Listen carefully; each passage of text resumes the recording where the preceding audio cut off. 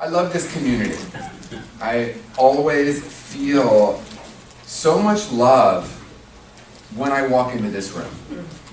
And I wanted to speak of a couple of things that are showing up for me as I was listening to Amy, as I was listening to Ronnie's beautiful song, that we honor, and wow, what a beginning to the service. The way we impact lives that we may not ever know. You know, I think sometimes we as human beings get caught in the doing. And yet the people that had the most profound impact on me in my life, it was much more about the way they were being and the way they were seeing me. I have the privilege of working in the addiction treatment field, and I recognize that most people that are working in that field are looking for what's wrong and how to fix it. What's wrong here? What's wrong with this person? How do I diagnose what's wrong and then have some process to bring them into healing? And I came along with, my 30 years in New Thought and said, wait a minute. What if I were to, thank you, what if I were to completely flip that script and say, what if underneath all behavior, underneath all doing, is the energy field of love and perfection? And that every single living being on this planet is essentially whole and perfect. Wasn't always received so well. And yet, in my decade of working in the field now, I've seen such profound results, not because of me, but because of the person being witnessed from a deeper reality. Because we all have the innate wholeness within us. Therefore, when we decide that nothing's wrong here, and of course I would flip that, to everything here is perfection, everything here is wholeness, there's a profound shift. Because what we know about the physical, mental, emotional, and spiritual beings that we are is that we're always wanting, consciously or unconsciously, to heal. Or to, and actually heal's not really the right word, because heal's implying that something was unhealed in the beginning. Language is so fascinating, right? So we come into alignment with that which already is. And I really appreciate what Amy was saying about when we're in the world and we recognize that there's plenty of opportunities for us to remember or forget. Who am I? What am I? Can I remember that in the midst of this moment? I call it the power of the pause. Because most of us have been trained, usually unconsciously, to react, to defend, to tell you exactly how my point of view is the right one, and how yours, therefore, is the wrong one. That can also flip. You must be the one that's right. That makes me the one that's wrong.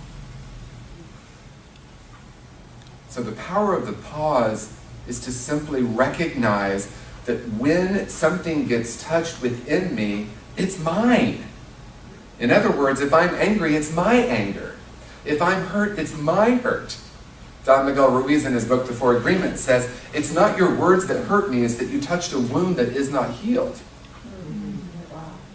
And that is the point of power. Because I am 100% accountable for the way I'm experiencing the world. Now, here's the next step to this, though. Nothing is less useful than blame. Nothing is less useful than blame of myself or another. I create a right and wrong, I create a good and bad, I create an other, or I create a relationship with self, which is saying, there's something broken here. So when I recognize when someone says or does something and I feel that surge of energy, I pause. Isn't it interesting that I'm having this experience?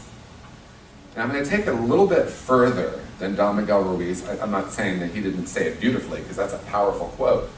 What if I recognize, rather than even saying it's a wound that's touched, healing is wanting to happen, wholeness is wanting to happen, a realignment with perfection is wanting to happen?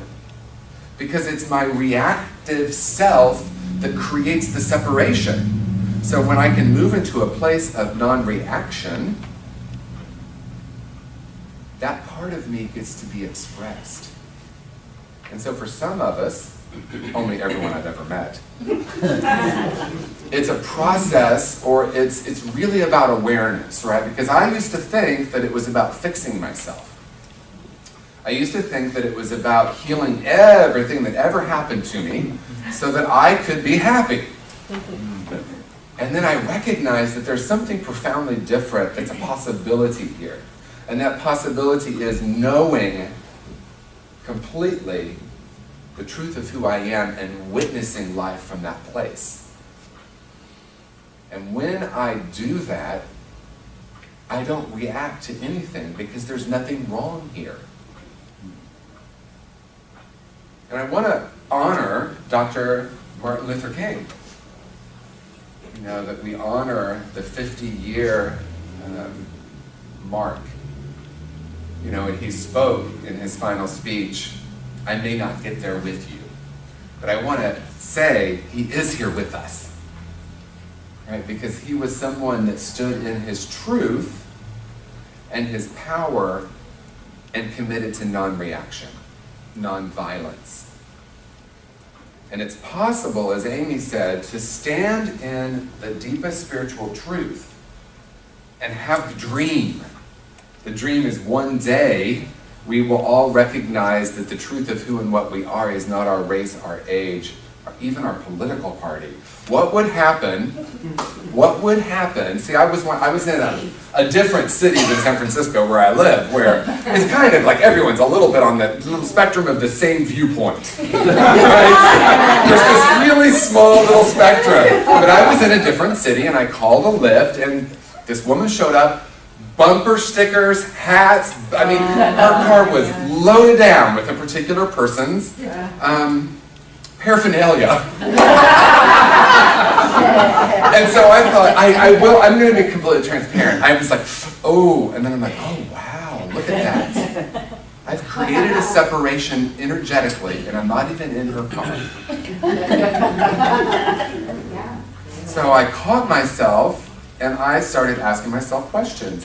What if I were to ask her of her love, because I mean, it was love of this person. What if I was to ask her how she came to that?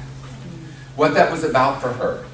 Why she had such passion for this person? And so I sat in the car, and we had about 20 minutes at the airport, and I also made a decision I wasn't going to give a single opinion. That's the spiritual challenge. I took a spiritual challenge with my friend John some years ago to go 30 days without an opinion. Now, this is what I noticed. I wasn't giving you my opinion, but boy, was I thinking them. So what I recognize is that it's actually even more important the energy we're holding. It's less important what we're saying.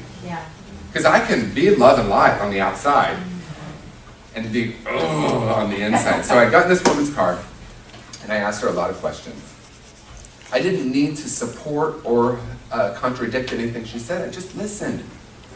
And I'll tell you something, at the end of the 20 minutes, I understood how she could have that perspective based on her life story, based on her family system, based on the beliefs that she was taught, and based on one primary thing, fear. She was terribly afraid of the world. And that's what kept coming through. There's something wrong here. I'm afraid. Someone needs to save me. Someone needs to save us. The country's going downhill. This person's going to save us. I got it. I've done that. I've been afraid and hoped that someone outside of me would fix it. I've relied on something external to try to fix something that felt broken within. I came to a place of absolute compassion. Now, I want to be clear here. I'm not saying that I'm not going to also stand in my truth sometimes and speak it. It was just that 20 minutes I decided that it was an experiment. And I actually felt a connection with her by the end of that trip. And I felt a lot of compassion, not pity, but compassion because I had been afraid. I spent a large part of my life afraid. Because I remember being a small child and being so filled with joy. And I remember a series of events that happened in my life that caused me to forget that experience of joy and build, guess what? A wall. I built a wall. And when I really remember that I did that, and that's the best I could do at the moment, I can have compassion for someone else that wants to build a wall. It doesn't mean I don't speak my truth or vote my conscience or even maybe be in the world and do some kind of action. Well, all I'm inviting is that we first do our inner spiritual practice so that we can align with the love that we are. Then we can be in the world as that love. It's a completely different paradigm than being against. So again, I want to be clear, because there might be someone in the room that's hearing me saying, you shouldn't ever speak up or just let people do whatever they do. That's not at all what I mean, but what I mean is that when I do my own work of reconnecting and remembering who and what I am, I can make a much more profound difference in the world than when I'm against. So my topic today, we're getting to that now. My topic today is reporting from the new paradigm. This came from Michael Bernard Beckwith when he came to visit us in December, and he spoke of reporting from the new paradigm. One of my favorite things that Dr. Michael says is, we're not here to save the world, we're here to serve the new paradigm.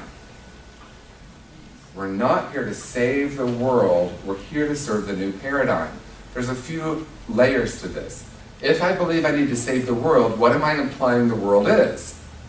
Broken, damaged, something's not right here, and I need to save it. First of all, how's that going? Right?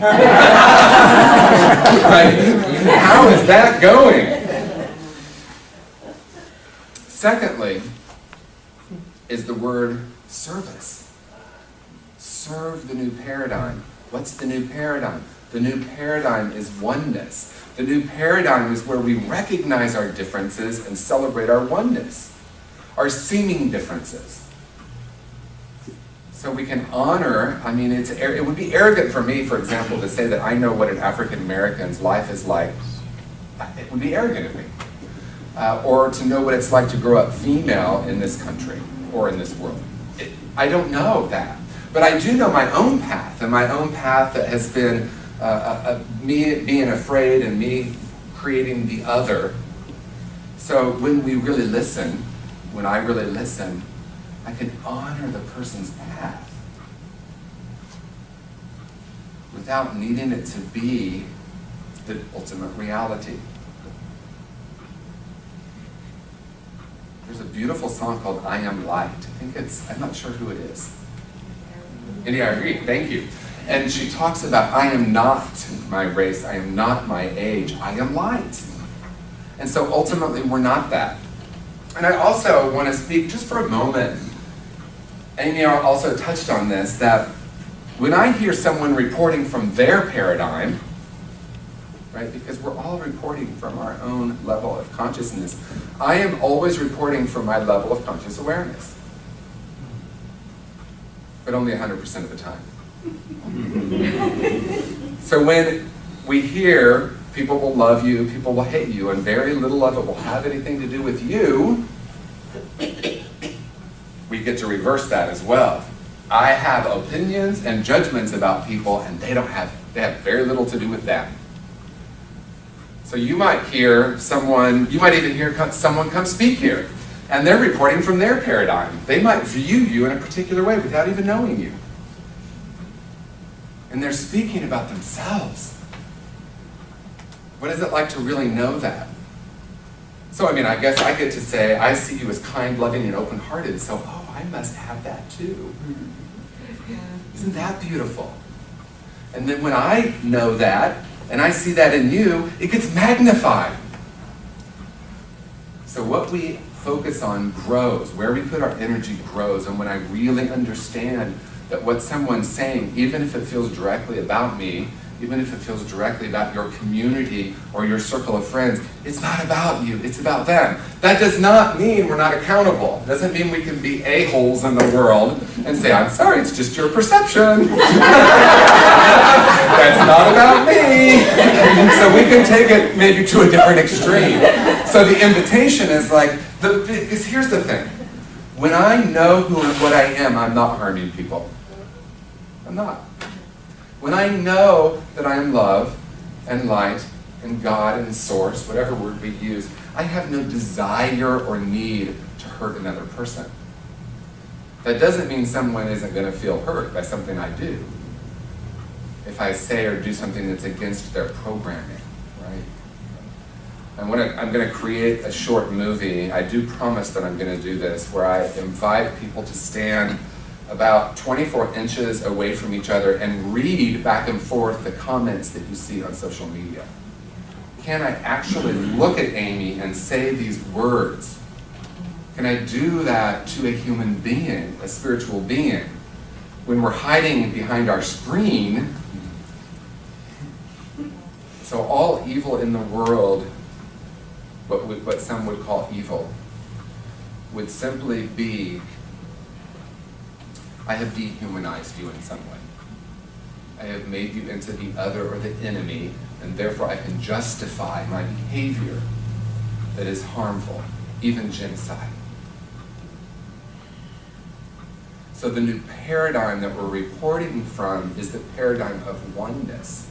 And the only, never mind that, the most effective way that we can do that is by reporting from that paradigm ourselves. Because the more of us that do that, the more that changes consciousness on the planet.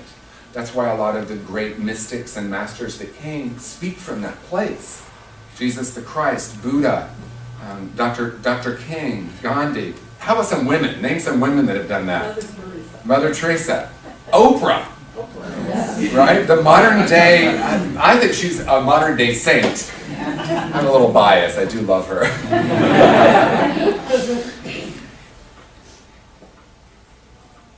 I want to let this community know something, and it's not easy for me to let you know this, but my world is kind of growing in another area, and I have Agape Bay Area now as part of Agape International Spiritual Center with Michael Barnard Beckwith. Our community is exploding, and I need to have more time and energy there. So I'm not going to be coming back to speak until December. So it's 8 months. And I know, and I love all of you so much that I was like, do I say that in the beginning? Do I say it at the end? I want to, well, I'm also going to be here on Saturdays for my workshops every other month, starting in May. Sometimes part of our stepping into our life more fully means that we have to make some decisions, right? And so it wasn't an easy decision for me to come to because I love being here. I feel so energized when I'm here because of the love that's in the room and that we get to reflect it back and forth. And so I had this vision for our community, you know, to be larger and more expansive, and it's happened, and then I'm like, oh wait, have you ever had that moment? I asked for this, and that means it needs more of me, right? More of my attention, so I get the privilege of being there every Sunday now. So I would say I'll miss you, but that's not true. What I want to say is that because I've been able to be here and to feel the love of your community, my heart has opened more fully. My life has become more expanded and expansive because of the synergy that we have. And so what that means to me is that when we are with like-hearted and like-minded people, that gets magnified. It gets magnified. So whether we're together one Sunday a month, or whether our paths cross in different ways, or maybe we're in a workshop together, just know that each of you in this room, even if you're here for the first or second time, has had an impact on me in the most profound and loving way. Because it's allowed my heart to open a bit more. And that's really what love does. Love is always wanting to happen. One of the analogies I love is if we pave over the earth. And what happens in the cracks in the sidewalk? What happens? The grass grows through it, right? Life is always wanting to happen. Love is always wanting to happen. And so we've come together for this time. I've been coming here for a little over a year, and it's been magnified. Love has been magnified. Life has been magnified. So we're always with each other. I sound like I'm like moving to like Mars or something. It's going to be 8 months. It just feels like so long. So I just want to close by saying thank you for being reporters from the new paradigm. And my invitation for each of us is every moment to say, what am I reporting right now? What am I reporting? I have a choice every single moment. I can be reporting a complaint. I'd like to file a complaint about the universe. Or I can be reporting as love. I can be reporting in the midst of absolutely anything happening. See, I don't need the world to be at peace in order to be at peace. And the greatest paradox is when I know that, it creates more peace in the world. Because each of us are powerful spiritual beings. Powerful. Not in what we do, but what we're being. It's not only a ripple effect, it happens instantly all around the world. All around the world. Does everyone know the story of the 100th monkey? Yeah, and so consciousness. I'll tell the story very quickly. So there was a group of monkeys on an island, and they were doing an experiment. I think this is in the 50s or the 60s. They were doing an experiment with the monkeys of giving them sweet potatoes that they had sand all over them, and they were experimenting to see how these monkeys would be able to eat them. Were they going to learn to clean them? What were they going to do? So there were monkeys on these different islands far away from each other, and on one island they started going to the water and washing the sweet potatoes, and almost instantly, simultaneously, monkeys on the other island started doing it too. So even before the internet, we were all instantly connected, because that's consciousness. So each time I make a shift, each time I make a decision to report as love and from love, each time I look for what's wanting to emerge here instead of what's wrong here, every time I say, I'm going to choose love no matter what. Each time we do that, each time you do that, not only does it shift your own life, it changes everything in the world. So thank you for being reporters from the new paradigm. Each of us can make a commitment in this moment to experiment with that and see what happens. So I love you all. So honored to be here with you now and always. So much love and gratitude for this beautiful community.